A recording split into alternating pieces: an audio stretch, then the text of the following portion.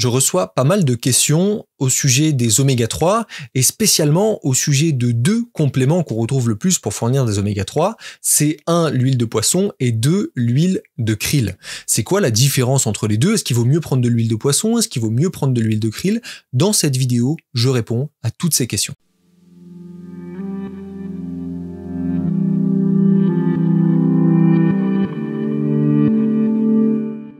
Pour commencer, on va parler de l'huile de krill. L'huile de krill, elle est extraite d'un petit crustacé qu'on appelle le krill. Ça ressemble un peu à une crevette, mais c'est plus petit. Ce petit crustacé est très riche en oméga 3. Les oméga 3 issus du krill, donc l'huile de krill, elle a 3 particularités qui vraiment la distinguent de l'huile de poisson. La première particularité, c'est qu'elle contient de l'astaxanthine. C'est un pigment antioxydant qui est de la famille des caroténoïdes. Donc ça veut dire que vous allez avoir cet orangé, et c'est pour ça que souvent les gélules d'huile de krill sont très orangées, justement grâce à ce pigment antioxydant. Ce pigment antioxydant, il a évidemment des fonctions très intéressantes sur la santé, puisque c'est antioxydant, mais il a aussi une fonction de protection des oméga 3, des acides gras par rapport à l'oxydation. C'est un antioxydant et donc ça va protéger les oméga 3 de cette oxydation.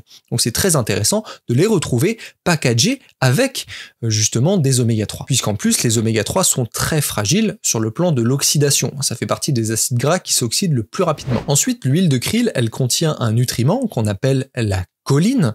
La choline, elle est notamment très importante pour le fonctionnement de notre système nerveux, mais aussi pour plein d'autres fonctions dans le corps, notamment même au niveau de la membrane de vos cellules. La choline, on la produit naturellement au niveau du foie, mais en très petite quantité. C'est pour ça que c'est très important d'apporter de la choline en plus via notre alimentation. Et si notre alimentation est déficitaire, il est préférable également de se supplémentée, puisque aujourd'hui elle est relativement absente de notre alimentation moderne. Et enfin, l'huile de krill contient des phospholipides. Ce sont des graisses spéciales qui forment la membrane de nos cellules notamment et qui permettent de gérer ce qui entre et ce qui sort de la cellule. L'avantage en plus de ces phospholipides dans le cadre de ce produit-là, de l'huile de krill, c'est que les phospholipides facilitent l'absorption des oméga 3 par l'organisme. Donc ce qui facilite le fait que l'organisme puisse tirer le meilleur parti des oméga 3 qu'on consomme et de pas en éliminer en trop grande quantité. Avantage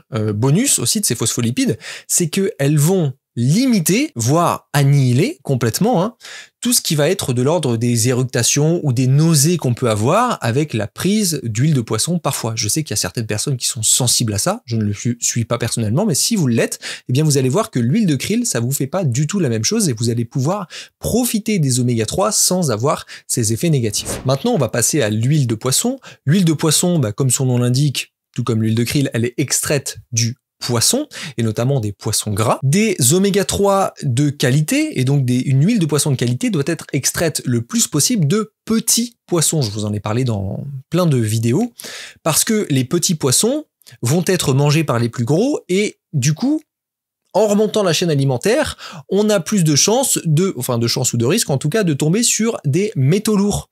Le dernier de la chaîne a mangé tous les autres petits poissons qui potentiellement contenaient aussi une petite portion de métaux lourds comme le mercure par exemple, et donc vous avez mercure, et donc le plus gros évidemment a une plus grosse quantité de mercure dans son corps que un petit poisson. Et donc comme ça se loge aussi au niveau des graisses, eh bien quand on récupère les oméga 3 d'un gros poisson, on a malheureusement davantage de métaux lourds que chez un petit poisson. C'est pour ça que les oméga 3, les huiles de poisson de qualité sont extraites de petits poissons, comme le hareng, la sardine, vous avez le maquereau, vous avez l'anchois. Tout ça, ce sont des poissons de petite taille. Ensuite, vous avez le moyenne taille, le saumon, qui est à peu près passable, et sinon après on peut avoir le thon par exemple qui est plutôt de très grosse taille et pas très souhaitable. Donc l'avantage de l'huile de poisson, c'est qu'elle est très riche sur le plan des oméga 3. Ce type d'acide gras est très présent dans l'huile de poisson. Mais évidemment, comme vous venez de l'entendre, cette qualité de l'huile de poisson, elle va dépendre de la contamination du poisson, mais aussi d'un autre facteur que j'ai évoqué avec l'huile de krill, c'est son taux d'oxydation. Les oméga 3 sont très fragiles à l'oxydation et on a tendance à avoir parfois des huiles de poisson qui sont certes pas chères, mais de très mauvaise qualité parce qu'elles ont ce qu'on appelle un TOTOX, c'est-à-dire Total Oxidation, une oxydation totale qui est trop élevée. Un taux de Totox normalement, passable, c'est inférieur à 26. Inférieur à 26, dès qu'on dépasse 26, c'est plus de qualité. Inférieur à 26, ça va, et l'idéal, c'est inférieur à 10. Voilà. Si vous regardez bien sur le site, lorsque vous achetez vos oméga 3, vos huiles de poisson, regardez le Totox, il doit être inférieur à 10 tant que possible.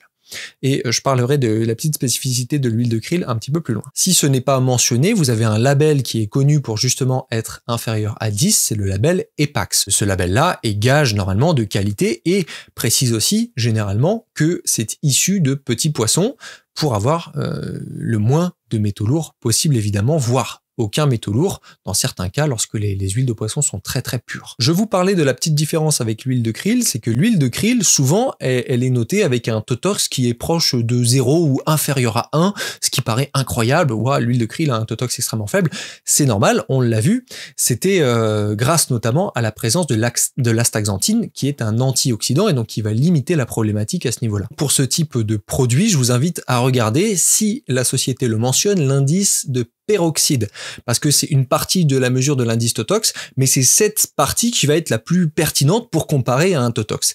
Et donc en général, on juge un indice peroxyde pour l'huile de krill de qualité lorsqu'il est inférieur à 5. Donc faites attention, pour l'huile de krill, c'est indice peroxyde inférieur à 5.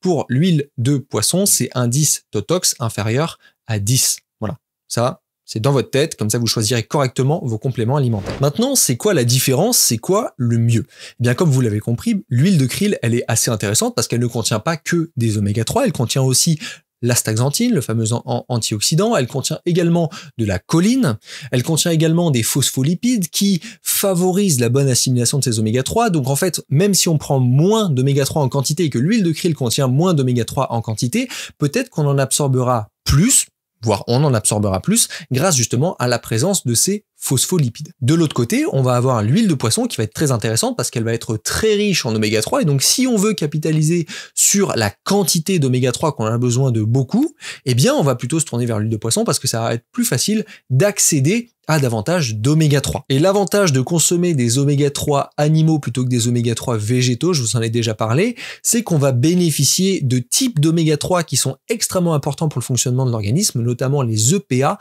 et DHA. Et donc l'huile de krill en contient de bonne quantité, l'huile de poisson en contient d'encore meilleure quantité, et vous avez aussi certains oméga 3 végétaux issus d'algues qui en contiennent également, et c'est ceux-là, si vous êtes végétarien ou végétalien, vers lesquels il faut vous tourner, plus que vers les oméga 3 issus d'huile de colza, de graines de lin, de graines de chia. Donc lequel choisir? Eh bien, essayez les deux, voyez lequel fonctionne le mieux pour vous et voyez aussi en fonction de votre besoin. Est-ce que vous avez besoin d'une grosse quantité?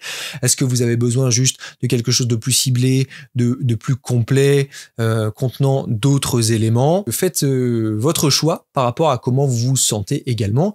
Et pour ce qui est de votre choix, faites aussi, comme je vous l'ai expliqué, le choix de la qualité. Si vous voulez, je vous mets dans la description, comme d'habitude, les liens vers les compléments alimentaires que j'utilise personnellement et qui sont de qualité. Et si vous êtes végétarien, végétalien, comme promis, je vous mets aussi un petit lien dans la description vers une huile issue d'algues de qualité. Voilà, j'espère que ça vous aura éclairé sur cette petite différence qui parfois est pas évidente à comprendre. Si vous avez toujours des questions, posez-les-moi en commentaire, je me ferai un plaisir d'y répondre, ou dans une autre vidéo si jamais il y a besoin de plus ample précision. Moi d'ici là, je vous dis à la prochaine et surtout, prenez soin de vous.